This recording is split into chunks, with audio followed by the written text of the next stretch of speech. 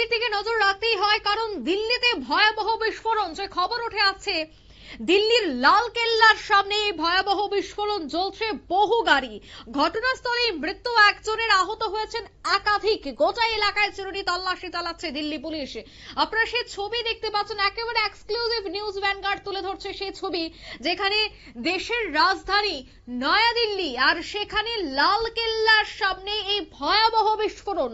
বহু গাড়ি দাউ দাউ করে জ্বলছে, আগুন জ্বলছে। দমকলের কর্মীরা ঘটনাস্থলে উপস্থিত হয়েছে। গোটা এলাকায় চিরুনি তল্লাশি চালিয়েছে দিল্লি পুলিশ। তবে এই মুহূর্তের পরিস্থিতি কেমন রয়েছে বিস্তারিত জানবো। টেলিফোন লাইনে যুক্ত হয়ে গেছে প্রতিনিধি শেখ মনিরুল। মনিরুল, ঠিক কি জানতে পারছো, কিভাবে এই অগ্নিকাণ্ড, পুলিশ কি জানাচ্ছে?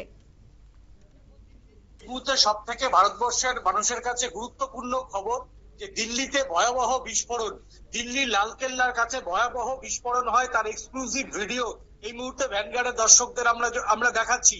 বিস্ফোরণের জেরে উঠল একাধিক গাড়ি। আজকেই হরিয়ানার ফরিদাবাদে উদ্ধার করা হয়েছে বিপুল পরিমাণে বিস্ফোরক। তারপরই রাজধানীতেই ভয়াবহ বিস্ফোরণের ঘটনা ঘটলো। ইতিমধ্যেই ঘটনাস্থলে পৌঁছেছে এনএসজির কমান্ডাররা। পুরো এলাকাটা পুরো ঘিরে ফেলে এখন এই মুহূর্তে তল্লাশি চালাচ্ছে। এবং আজকে সকালেই প্রায় ৩,৫০০ কেজি কিন্তু ইতিমধ্যেই বিস্ফোরক উদ্ধার করা হয়েছে হরিয়ানাতে। তারপরে কিন্তু দিল্লিতে আজকে লালকেল্লার সামনে সেখানে পর্যটক, এই মুহূর্তে শীতকাল, দেশ বিদেশের থেকে বিভিন্ন জায়গা থেকে পর্যটকরা এসছে। সেই পর্যটকরা যখন লালকেল্লাতে লাইট এন্ড সাউন্ড দেখছিলেন, ঠিক একদম লালকেল্লার যে যেখানে দাঁড়িয়ে সেলফি জোন, সেই সেলফি জোনের থেকে ঢিল ছোড়া দূরত্বে কিন্তু এই বিস্ফোরণ হয়। অর্থাৎ লালকেল্লার দিক থেকে গান্ধী মার্গের দিকে যদি তুমি রাস্তাটা দেখো, তাহলে ঠিক রাস্তার বাঁদিকে পড়ে হচ্ছে লালকেল্লা, ঠিক ডান দিকেই পড়ে কিন্তু দিল্লির বিখ্যাত মার্কেট চাঁদনি চক মার্কেট। আর চাঁদনি চক মার্কেটের ওই মোড় থেকে ধুলছোড়া দূরত্বে হচ্ছে জৈন মন্দির, এবং জৈন মন্দিরের পাশে ঠিক হাফ অ্যান কিলোমিটারের মধ্যে কিন্তু দিল্লির সব থেকে বড় গুরুদ্বারা। আর ঠিক ওই জায়গাটাতেই কিন্তু বিস্ফোরণ হয়। এবং যেহেতু লালকেল্লা, সেই লালকেল্লার সামনে কিন্তু সবসময় পুলিশ পোস্টিং থাকে, এবং লালকেল্লাকে ঘিরে কিন্তু থাকে সিআরপিএফ এর কমান্ডোদের নিশ্চিত নিরাপত্তা। আর রাস্তার ঠিক ডান দিকেই চাঁদনি চকের মেট্রো স্টেশন। 3টে গেট থাকে, সেই 3টি গেটের মধ্যে একটা গেটে কিন্তু যথেষ্ট প্রভাব পড়েছে, এবং মেট্রোর এন্ট্রান্সের যে গেট, সেই গেটের অর্ধেকটা ভয়াবহ বিস্ফোরণে পুড়ে গেছে। বহু বিস্ফোরণের তীব্রতা এতই বেশি ছিল, 4 থেকে 5খানা গাড়ি কিন্তু একেবারে হিন্দি ফিল্মের মতো একেবারে আকাশের দিকে উড়ে গেছে, এবং বহু গাড়ি সেখানে পুড়ে গেছে।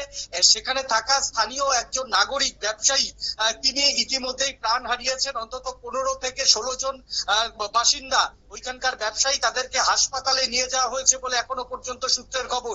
এনএসজির কমান্ডাররা ইতিমধ্যেই পুরো এলাকা ঘুরে তল্লাশি চালাচ্ছে। সিআরপিএফ এর যারা কমান্ডোরা রয়েছে, তারা স্নিপার ডগ এবং বম্ব স্কোয়াড, দিল্লি পুলিশের বম্ব স্কোয়াড কিন্তু তারাও তল্লাশি চালাচ্ছে। প্রশ্ন উঠছে, যেই জায়গাতে বিস্ফোরণ ঘটেছে তার থেকে কিন্তু হাফ অ্যান কিলোমিটারও না, সেখানে কিন্তু দিল্লি পুলিশের বিশেষ টিম থাকে, এবং সেখানে দিল্লি পুলিশের একটি থানা রয়েছে। তার পাশেই রয়েছে জামে মসজিদ। সেই জামে মসজিদের ওখানেও কিন্তু দিল্লি পুলিশের বিশেষ কমান্ডো সেল থাকে। আর যেই জায়গাতে বিস্ফোরণ হয়েছে, সেখান থেকে তুমি যদি সেলিমপুরের দিকে যাওয়া যায়, তো সেখান থেকেও কিন্তু দিল্লি পুলিশের বিশেষ কমান্ডো থাকে। তাহলে সেই রকম একটা ব্যস্ততম জায়গায় এই গাড়ির মধ্যে কারা বিস্ফোরণ রাখলো, তা নিয়ে কিন্তু ইতিমধ্যেই দিল্লি পুলিশ কিন্তু চরম থেকে চরম ভাবে সমালোচিত। এবং প্রতি 1 থেকে 1.5 ঘন্টা বাদেই কিন্তু দিল্লি পুলিশের একদম লালকেল্লার সামনে কিন্তু তল্লাশি চলে, এবং সেখানে কিন্তু 24 ঘন্টার জন্য মহড়া হয়। তাহলে কি আজকে দিল্লি পুলিশ সেই রকম কোনো কিছু করেনি, তা নিয়েও কিন্তু ইতিমধ্যে প্রশ্ন উঠতে শুরু করছে। এবং লালকেল্লার ভিতরে রাস্তার একেবারে ভিতরে বা ব্যারিকেডের ভিতরে সিআরপিএফ থাকে। সিআরপিএফ এর পহরা দেওয়ার কথা শুধুমাত্র লালকেল্লার যে কিল্লাটা, সেই কিল্লাটা। আর যখন পর্যটকরা ভিতর থেকে ঢোকে, তখন সিআরপিএফ এর দায়িত্ব থাকে। রাস্তার বাইরে কিন্তু থাকে দিল্লি পুলিশ এবং দিল্লি পুলিশের বিশেষ কমান্ডো। তাহলে আজকে প্রশ্ন উঠছে যে এত বড় বিস্ফোরণ, যেখানে গাজিয়াবাদ থেকে এক চিকিৎসকের বাড়িতে হানা দিয়ে AK-47 সহ প্রায় 3,500 কেজি বিস্ফোরক পদার্থ উদ্ধার করা হলো, যেখানে তার 2 দিন আগে জম্মু কাশ্মীরের ওই মেডিকেল কলেজ থেকে AK-47 সহ উদ্ধার করা হলো। এবং গুজরাট পুলিশ গতকাল এটিএস এ 3 জনকে জঙ্গিকে গ্রেপ্তার করেছে, সেই ক্ষেত্রে আজকে দিল্লি পুলিশের এই ব্যর্থতা নিয়ে কিন্তু ইতিমধ্যেই কেন্দ্রীয় স্বরাষ্ট্র মন্ত্রক বা কেন্দ্রীয় স্বরাষ্ট্রমন্ত্রীর সমালোচনা শুরু হয়েছে।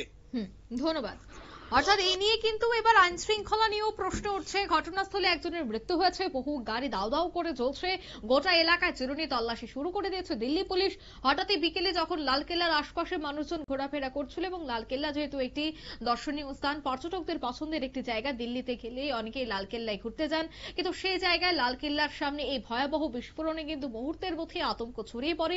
একদিকে ভারতের রাজধানী দিল্লিতে দূষণের মাত্রা অত্যাধিক বৃদ্ধি, তার মধ্যে এই বিস্ফোরণ, এই বিষয়গুলিকে কেন্দ্র করে এবার পুলিশের কি আগামী দিনে পদক্ষেপ, এবং যেহেতু ডগ স্কোয়াড থেকে শুরু করে ফরেনসিক টিম থেকে শুরু করে সমস্ত উচ্চপদস্থ আধিকারিকরা লালকেল্লার সামনে রয়েছে, তাই সেক্ষেত্রে কারা এই বিস্ফোরণের পেছনে যুক্ত বা কিভাবে, সবটা বিষয় কিন্তু পরে তদন্তেই বেরিয়ে আসবে। দিয়ে নিচ্ছি ছোট্ট একটি বিজ্ঞাপন বিরতির সঙ্গে থাকুন।